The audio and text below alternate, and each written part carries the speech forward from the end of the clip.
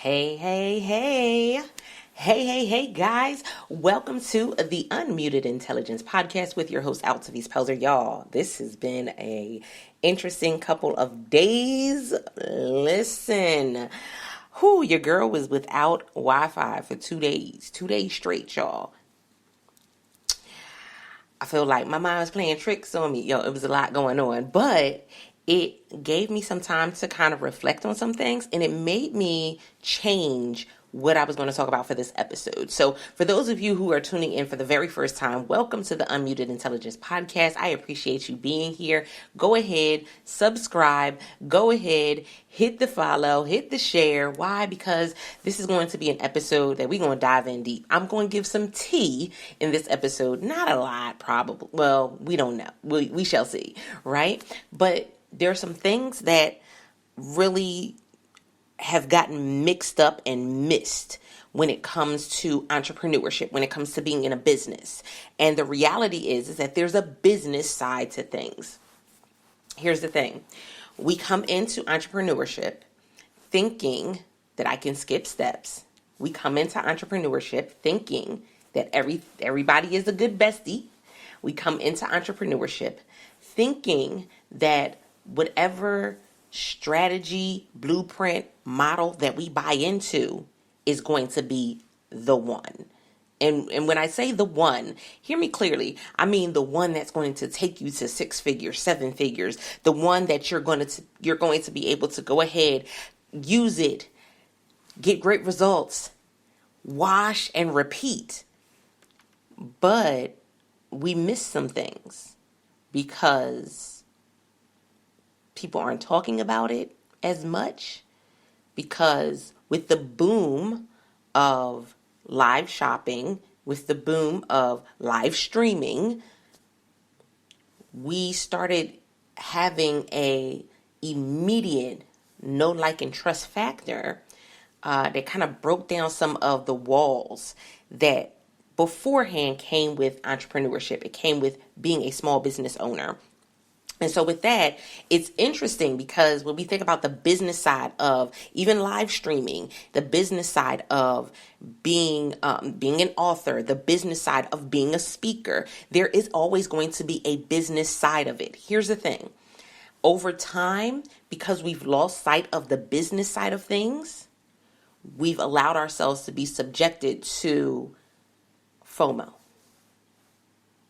We've allowed ourselves to be subjected to the laptop lifestyle or the IG lifestyle, because people have been selling to us what we've come into the industry thinking that we needed.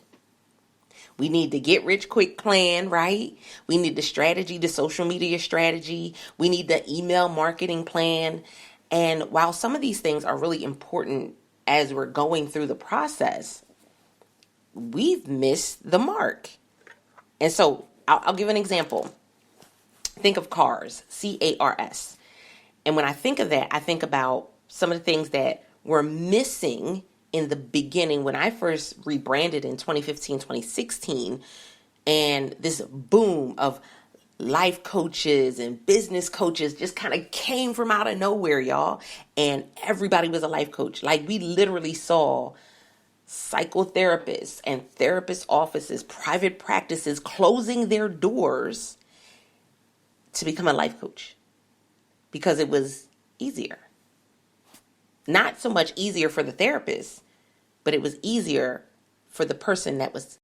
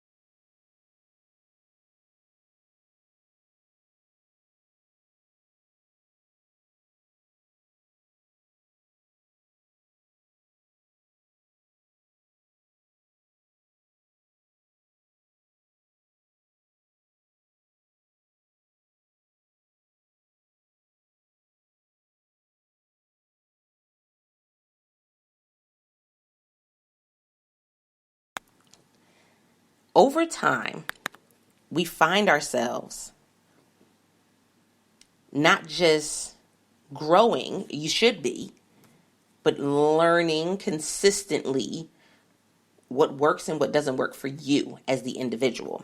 And so let's go back to what Ronnie said. Ronnie said, would love to hear your take on how to fight entrepreneur and business procrastination. And one of the ways that you do that is through the consistently showing up and having accountability. Real accountability gives you a 99% chance of success. Here's the thing. The person holding you accountable is not always going to be your friend. They're going to tell you some things that hurt. They're going to tell you some things that don't feel good at the moment. They're going to tell you some things that you were excited about, and they're going to go ahead and kind of put out that flame sometimes, because true accountability is going to be in your face. Here's the thing. We have to be vulnerable with the person that's holding us accountable. That hurts. Because that means I have to tell them when I don't make money, or when the program that I launched didn't get anybody. Or how about when I launched the program and people took it, but I still didn't see them make any money from it? See, we think we have to hold things back, and that's what leads to the procrastination. That's part of it. If I just hold back, then maybe things will just fall in alignment. Maybe things will just fall into place. No, you need somebody that's going to call you to the carpet on your stuff, on what you're doing and what you're not doing. And I found that, again, there were people that were selling this idea. The idea was that they were being a mentor to you, that they wanted to support you. They wanted to see you succeed. But in all actuality, they just wanted to coach you. There's a difference between a mentor and a coach. A coach is coaching you for a certain period in time. They want you to get from point A to point B. They want you to find success, and then whatever's next is whatever's next. When the coach that coached you in middle school is not necessarily the coach that coached you in Little League. It's not necessarily the coach you're going to have in high school. And the same techniques may not work in each era. The same thing happens in business. The person that coached you when you first started may not be able to coach you when you move into that next level. And I'm going to pause right here for a second, because when I talk about these levels, so there's several different levels when it comes to business. You go from an employee to an entrepreneur. That's one, right? That's one, switching from one level to the next. You go from the entrepreneur to the CEO. There are things that the CEO does that the entrepreneur doesn't do. There are things that the entrepreneur does that the CEO doesn't do. And then you move from being the CEO and founder, that person, right?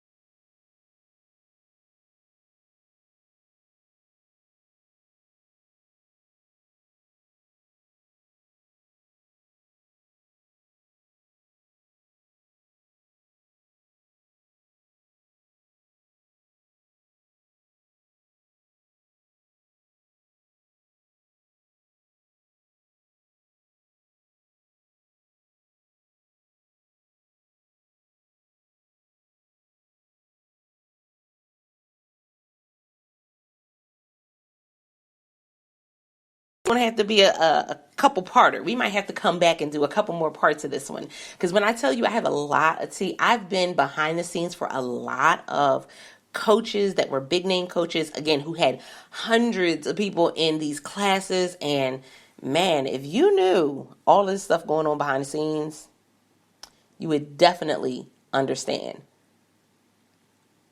that there's the business sides of things. Y'all continue to make it an unmuted week.